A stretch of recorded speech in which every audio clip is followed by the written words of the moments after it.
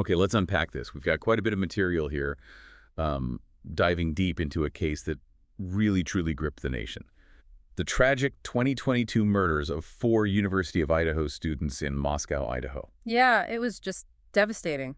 This event really shattered the quiet fabric of that small community. I mean, Moscow hadn't seen a murder since 2015, and then suddenly, this. 4 young lives just gone. Exactly. And the shockwaves went far beyond Moscow, pulling in immediate national attention, which is something all our sources really highlight. Absolutely. And our mission in this deep dive, Yeah. for you listening, is really to guide you through this material, pull out the most important nuggets about the case itself, the investigation, the accused, and all the sort of complex layers of the legal process that's still going on. Right. And we're sticking strictly to what's in these documents we have here. Purely the source material. Yeah. And a huge part of that story, the sources really focus on this, is what happened over a month later, the arrest of Brian Koberger. Right, the criminology PhD student at Washington State University, which is, Yeah. just a few miles away. It's a short drive, yeah. In Pullman. Okay, so here's where it gets really interesting. We're going to try and piece together the timeline of that awful night. Remember, the young people lost by sharing a little about them from these sources. Which is important to do. Definitely. And then trace the investigation, step by step, how they got to an arrest. We're talking some cutting-edge forensics, digital trails.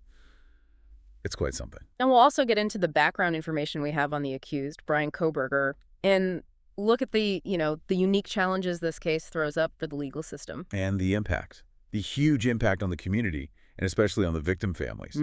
Absolutely. So what does this all mean when you put it together based purely on this information? Let's jump in. Where do we even start? The night itself. Yeah, let's start there. November 13th, 2022. The setting, the sources tell us, was an off-campus house at 1122 King Road. Pretty typical student rental, 3 stories, 6 bedrooms. Okay. And the crime itself happened very early Sunday morning. That's the timeline investigators pinpointed, sometime between roughly 4 a.m. and 4:25 a.m. And the details are brutal. The sources say multiple stab wounds. Yes, primarily chest and upper body. The weapon, believed to be a large knife, maybe a military-style one, like a kabar. Horrifying. And they were likely asleep. That's what the autopsy information suggests, though some did have defensive wounds on their hands. It's also noted, importantly, no signs of sexual assault, but there was significant blood spatter. What's always struck me, reading through this, is the delay in discovery. The 911 call wasn't until almost noon. Right, 11:58 a.m. That's nearly 8 hours after the estimated attack time. It came from one of the surviving roommates' phones reporting an unconscious person. And police arrived around noon. The sources also mentioned Kaylee Gonkow's dog was found okay on the 3rd floor. Yeah, unharmed. A small detail, but part of the scene they found. So, the 4 victims, Ethan Chapin, Kaylee Gonkow's, Xana Kernodle, and Madison Mogan. Can we share a little about them from the sources? Just remember who they were. Absolutely. Ethan Chapin, he was 20, a freshman studying recreation, sport, and tourism. Part of a set of triplets, actually. His siblings were also at U of I. He was dating Xana and was staying over that night. Kaylee Gonkow's 21, a senior general studies major in the Alpha Phi sorority. The sources say she'd technically moved out, but was back visiting her best friend Madison, described as a fairness fighter, really driven. A go-getter, yeah. Then Xana Kernodle, 20, a junior in marketing, Pi Beta Phi. She worked at the Mad Greek restaurant, same place as Madison, remembered as really positive and funny. She was found in her room on the 2nd floor with Ethan. And Madison Mogan, 21, also a senior, marketing Pi Beta Phi. Best friends with Kaylee since junior high, inseparable. She worked at Mad Greek too, handled their social media, found with Kaylee in her 3rd floor room. Just devastating losses. Truly. So the timeline leading up to the attack. Hmm? What did the sources say about their Saturday night, November 12th? Okay, so Ethan and Xana were apparently at a Sigma Chi party from around 8 p.m., getting back home about 1:45 a.m. And Kaylee and Madison. They were downtown, first at a place called the Corner Club Bar, maybe 10 p.m. to 1:30 a.m. Then there's security footage of them at the Grub Truck, a food stand, around 1:41 a.m. Okay, so they get back home around 1:45 a.m., too, Yeah. roughly the same time as Ethan and Xana. Right. And by 2:00 a.m., based on accounts from the surviving roommates and phone data, it looks like all 6 residents were home for the night. Then there were those phone calls later. Yeah, phone records show Kaylee and Madison made several calls to Kaylee's ex-boyfriend between about 2:26 a.m. and 2:52 a.m. They went unanswered. And then closer to 4 a.m. Around 4:00 a.m., Xana apparently got a DoorDash delivery. And she was reportedly using TikTok on her phone around 4:12 a.m. Which is incredibly close to that estimated attack window. Exactly. And then around 4:17 a.m., a security camera nearby picked up sounds described as whimpering, a loud thud, and then a dog barking repeatedly. Chilling. And this brings us to the account of one of the surviving roommates, Dylan Mortensen. She was on the second floor, right? Same as Anna and Ethan. Yes. And her account, detailed in the sources, is terrifying. She said she woke up around 4 a.m. to sounds she thought might be Kaylee playing with her dog upstairs. Okay. Then she heard what she thought was Kaylee saying something like, "There's someone here." She looked at her door, didn't see anything. And she opened it again. Yeah, after hearing sounds like crying from Xana's room, then she heard a male voice say something like, "It's okay, I'm going to help you." Oh, wow. And the third time? The third time she opened her door after hearing more crying, that's when she saw him. A figure, male, dressed in black, wearing a mask covering his mouth and nose. Did she describe him? She described him as about 5'10", athletic build, and noted specifically bushy eyebrows. She said he walked right past her door towards the sliding glass door on that same second floor. And her reaction? She described being in frozen shock, just completely frozen. After he passed, she went back into her room and locked the door. And there were text messages later. Around 4:22 a.m., yeah. Texts between her and the other surviving roommate, Bethany Funke. Dylan reportedly texted something like, "I'm freaking out after seeing the man." That frozen shock description. It seems crucial for understanding the delay in calling 911. It really is. The sources explicitly mention it as a known physiological response to trauma, fight, flight, or freeze. Right. So it provides that psychological context for why it might have taken hours before the call was made. It connects the delay directly back to that traumatic encounter she described. It wasn't just their confusion. It was a documented trauma response. That's how the sources frame it, yes. A key piece in understanding that part of the timeline. So given that incredibly difficult scene and the delayed discovery, how did the police investigation even start? And how did those early days play out publicly? Well, the initial police communication, it drew some criticism. Early on, they said there was no risk to the community. Which sounds reassuring, but... But then, just 3 days later, they had to walk that back, saying they cannot say there is no threat. And that shift, understandably, caused a lot of fear. People left town. It definitely impacted public trust early on. A tough start. But the investigation did eventually zero in on key evidence. What was the absolute game changer, according to the sources? Without a doubt, it was the knife sheath found in the bed on the third floor with Madison Mogen and Kaylee Goncalves. And the DNA. Yes. DNA recovered from the snap of that sheath became the critical link. It was eventually matched to Brian Kohberger. How did they make that initial match? It wasn't immediate, right? No. The sources explain they used investigative genetic genealogy, IgG. Basically, they compared the crime scene DNA profile to profiles in public genealogy databases like GDmatch or Family Tree DNA looking for relatives. So finding family members to narrow it down. Exactly. That process pointed towards Kohberger's family, leading investigators to him. They then got corroborating DNA from trash taken from his parents' house in Pennsylvania during surveillance. And confirmed it with a direct sample later. Confirmed later with a direct DNA sample after his arrest. Yes. Now, IgG, that's powerful stuff, but it raises legal questions, doesn't it? Oh, absolutely. The defense has fought hard against it. They argue using IgG is unconstitutional, that it tainted the warrants used later. What's the prosecution's argument? They argue people voluntarily upload their DNA to these public sites and that someone doesn't have a privacy right to DNA they leave behind at a crime scene. And the judge sided with. The judge denied the defense motion to suppress the IgG-derived evidence, but you can bet the defense will still challenge how it was obtained or what it means at trial. Right. It highlights that whole tension between new tech and privacy rights. Definitely. And the prosecution might even just call it a tip in court, trying to simplify it and avoid getting bogged down in the IgG debate itself. Okay, beyond the sheath DNA, another huge piece was the car. The white Hyundai Elantra. Yes. Investigators put out an alert for a white Elantra, model years 2011 to 2016, based on tips and surveillance footage near the King Roadhouse around the time of the murders. And they found footage of a specific car. They did. They tracked a white sedan, matching the description, leaving the WSU campus area around 2:44 a.m. that morning, heading towards Moscow. And near the house. Multiple cameras caught suspect vehicle 1 around the King Road neighborhood between roughly 3:29 a.m. and 4:20 a.m. The footage reportedly shows the car driving past the house several times, attempting to park or turn around. Maneuvers like that. And then leaving quickly. Leaving the area at high speed around 4:20 a.m., right after that estimated attack window and when those sounds were heard. Then it was tracked heading back towards Pullman, arriving around 5:25 a.m. So not just passing through, but focused activity right there, right then. That's the strong implication from the surveillance evidence presented in the sources, yeah. Deliberate presence. And then there's the cell phone data. What did Kohberger's phone show? Okay, this is also critical. His phone data showed it leaving his apartment area in Pullman, traveling towards Moscow that night. But then, interestingly, it pinged in the cell tower coverage area that includes the King Road house hours after the murder. Hours later, like Sunday morning.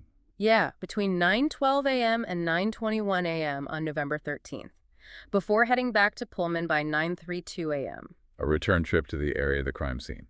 That's certainly one interpretation the sources suggest this data allows for, but maybe even more significant is the data showing his phone pinged in the vicinity of the King Road house at least 12 times before the night of the murder. No times beforehand. 12 separate occasions prior to November 13th. And these pings were also mostly late at night or in the very early morning hours. Wow. What does that pattern suggest? Well, according to investigators and the sources, this pattern of repeated presence near the victim's home, especially at those odd hours, strongly points towards possible pre-crime surveillance or stalking, an obsessive interest. Which really shifts the narrative away from a random attack. Absolutely. It suggests something potentially targeted, premeditated, a crucial element for the prosecution's case regarding intent. Okay, so we have the sheath, DNA, the car, the phone pings.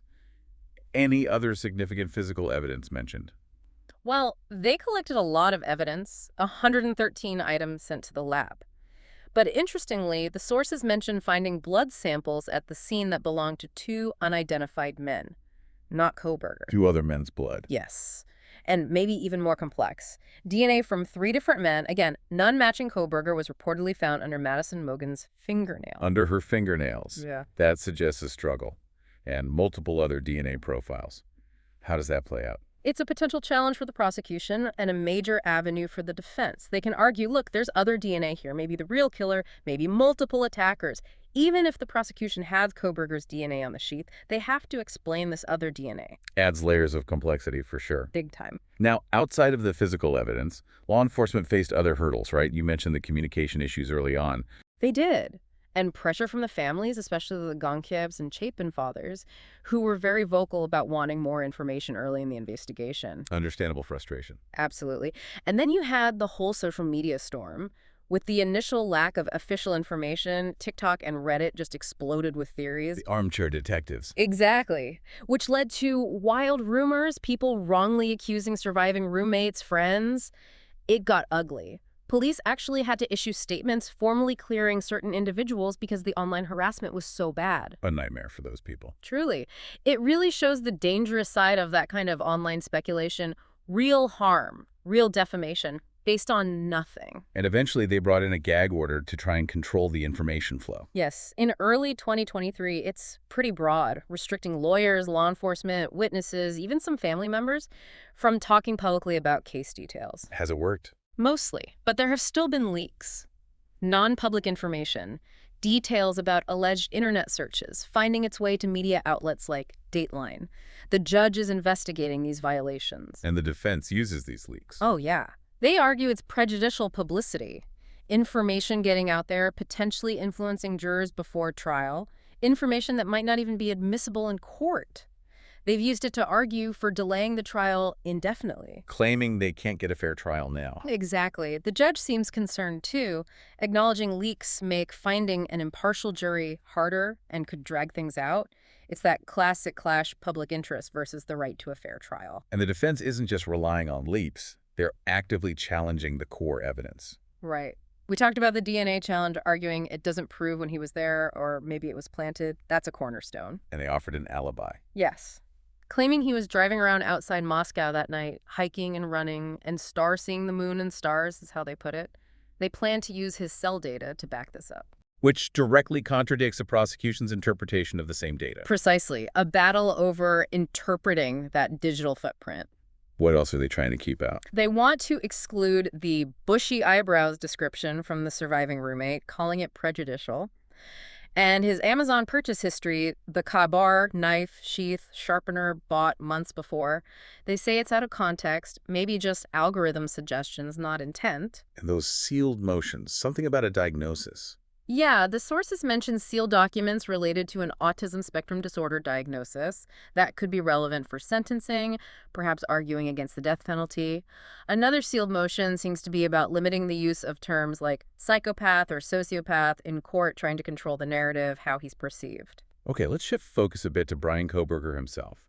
What do the sources tell us about his background before all this? He was 28 when arrested, originally from Pennsylvania. His academic record shows a very clear path towards studying crime and criminals. Psychology degrees, then a master's in criminal justice. Right. And then, crucially, enrolled in the PhD program in criminology at Washington State University, just across the border in Pullman. He was also a teaching assistant there. That academic focus feels eerie, given the charges. It really does. His studies reportedly included the psychology of criminals. He studied under Catherine Ramsland, who's a well-known expert on serial killers. She even co-wrote a book with the BTK killer. Wow. And then there's that Reddit survey he supposedly posted back in April 2022. Right, you mentioned that. Asking convicted criminals about how they chose victims, how they felt afterwards. Yeah. Questions like, why did you choose that victim? And what were you thinking and feeling after the crime? Looking back now, it's incredibly chilling.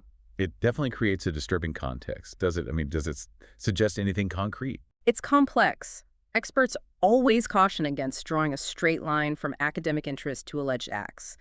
But the overlap is unsettling. Was he just studying? Was he testing theories? The sources raise these questions, this self-referential quality. It definitely adds a layer to how people perceive him and the alleged crimes. But then, as you said, there's the evidence left behind, the sheath, the car, the phone data. It seems contradictory to someone potentially trying to commit a perfect crime. Exactly. That's a key contradiction highlighted in the sources. Was it sloppy? Was it rage overcoming planning? Or some speculate maybe even intentionally leaving some things to create reasonable doubt later. It muddies the picture of the brilliant student. What about how people described him? Classmates. At WSU, some classmates described him as smart, but quiet, maybe a bit of a loner. There were reports he made some disparaging comments about the LGBTQ+ community. And his behavior changed after the murders. One student noted a change in his grading as a TA, suddenly giving everyone perfect scores. Another anonymous classmate mentioned him being argumentative, especially with women, sometimes getting into heated debates. And there were incidents before WSU, back in Pennsylvania, at a bar. Yes, sources detail incidents at a brewery called Seven Sirens. The owner apparently warned him about his behavior towards female staff and customers, described him making creepy comments, getting a little too comfortable. What kind of comments? Staff notes mentioned him asking very personal questions about women's lives, getting angry or aggressive if they weren't interested. He allegedly called one staffer a derogatory term when rebuffed. So taking these observations together, the arguments, the bar behavior, the alleged comments, do the sources link this to a possible motive, even though it's officially unknown? They suggest a potential pattern. Difficulty with rejection, maybe some underlying misogyny, unwanted attention towards women. This could point towards a motive related to rejection, resentment, or control, even if police haven't named one. It provides a possible psychological backdrop. And this ties in to the alleged connections or attempted connections with the victims. It seems to. While police haven't said the victims knew him personally, the evidence laid out in the sources strongly suggests he was focused on the female residents before the murders, a pattern of obsession or stalking. What specific evidence points to that? Well, his Instagram account, now deleted, apparently followed Madison, Kaylee, and Xana. They didn't follow him back. Okay. And then about 2 weeks before the killings, he allegedly sent multiple Instagram DMs to one of the women, just variations of, "Hey, how are you?" over and over. They went unanswered, likely unseen in a request folder. An investigator described it as showing persistence. So online attempts at contact that were ignored. Right. And then there's the in-person element. Sources say he visited the Mad Greek restaurant where Madison and Xana worked at least twice shortly before the murders, ordered vegan pizza, apparently. Placing himself near their workplace. Yeah. And perhaps the most direct indication. A source cited claims Koberger had photos of one of the female victims on his phone, showing he was paying attention to her. Whether he took them or got them online isn't specified, but it suggests a focused interest. Okay, so let's pull that thread together. Yeah. Ignored follows, unanswered DMs, visits to their workplace, photos on his phone, plus those 12 previous late-night phone pings near their house. When you put all those pieces from the sources together, it paints a really strong picture suggesting pre-crime obsession, likely focused on the female residents. It looks like a one-sided fixation. Which, if proven, really points towards a targeted attack, not random. Exactly. It helps build a potential narrative for motive unreciprocated interest, rejection, fixation, which is crucial for the prosecution versus just a random, senseless act. All of this leads us, inevitably, to the legal battle that's now underway. Right. Brian Koberger is charged with 4 counts of first-degree murder, plus felony burglary. He stood silent at his arraignment, so the judge entered a not guilty plea for him. And the prosecution is seeking the death penalty. They are. And the victims' families have publicly stated their support for that. The trial itself isn't happening in Moscow, though. No, it's been moved from Leda County, where Moscow is, all the way down to Ada County, which is Boise, hundreds of miles away. Why the move? Primarily due to concerns about finding an impartial jury. The defense argued the case had such a huge impact on the small Moscow community and got so much local press that a fair trial there was impossible. The judge agreed. And the trial date is still a way off. Currently set for August 11th, 2025. And it's expected to be long, potentially over 3 months. Koberger waived his right to a speedy trial, giving his defense team much more time to prepare. Which they seem to be using, based on those challenges we discussed. Can we quickly recap their main strategies? Sure. Big one. Challenge the DNA on the sheath. Argue it doesn't prove when he was there, maybe it was transferred, maybe planted. Then offer the alibi. He was out driving, stargazing, somewhere else entirely, using his cell data to try and prove it. Countering the prosecution's use of the same data. Right. They're also trying to exclude evidence. The roommate's bushy eyebrows description, too prejudicial. The Amazon knife purchase, irrelevant context. And those sealed motions might be about mitigating factors like the potential ASD diagnosis or controlling language used in court. And that whole issue with the gag order and leaks keeps bubbling up. It's a constant backdrop. The order is meant to protect the trial, but leaks happen. The defense jumps on them, claims prejudicial publicity, argues it taints the jury pool, and pushes for more delays. The judge seems caught in the middle. Trying to balance that right to a fair trial against the reality of intense public interest and information leaks in a high-profile case like this, it's a tough spot. As this all moves towards that 2025 trial date, there are still major questions hanging over everything. Huge questions, the biggest being the motive. It's officially unknown, and that void just invites speculation, right? Was it impulse, rage, meticulously planned? And Koberger's background inevitably fuels a lot of those theories. Definitely. People wonder, was he trying to commit the perfect crime? Did his studies play a role? Was he a budding serial killer who slipped up? It's the public trying to make sense of the senseless, often through the lens of his criminology studies. And the other DNA found at the scene keeps alternative theories going, too. Right. Was someone else involved? Was evidence planted? Those questions linger because of those unexplained DNA findings. That central why remains unanswered. The victim families have been very present throughout this ordeal. Incredibly so. They've voiced frustration, understandably, with the slow pace of justice, calling it a hamster wheel. The Goncalves family fought the gag order, wanting to speak about Kaylee. They've questioned parts of the investigation, opposed demolishing the house. They're advocating strongly. Absolutely. It highlights the difficult position families are in, desperate for answers and justice, but navigating a system that often feels slow and opaque. And that brings us back to the role of social media. The speculation, the misinformation. It started early and seems to continue. It really does. That initial vacuum, as the sources note, was filled by those armchair detectives. Rumors flew, people were wrongly accused online, forcing police intervention. Which just complicates everything. Immensely. It makes managing public perception harder, potentially influences the jury pool, and underscores how challenging it is to ensure a fair trial when so much unverified information is swirling around. Media literacy becomes so important for anyone following cases like this. So this deep dive has taken us through a lot of material on the Idaho murders. Yeah, we've looked at the tragic events of that night, the really complex investigation using forensics and digital clues, the background we have on Brian Koberger from these sources, and the legal battle that's still unfolding. And we've touched on the human cost for the families and those wider issues of information, misinformation, and the justice system. And hovering over it all, as the sources emphasize, is that unknown motive, that central question mark. The trial in August 2025 will be the next major chapter where the evidence is formally presented. A pivotal moment, certainly, in seeking justice for Ethan, Kaylee, Xana, and Madison.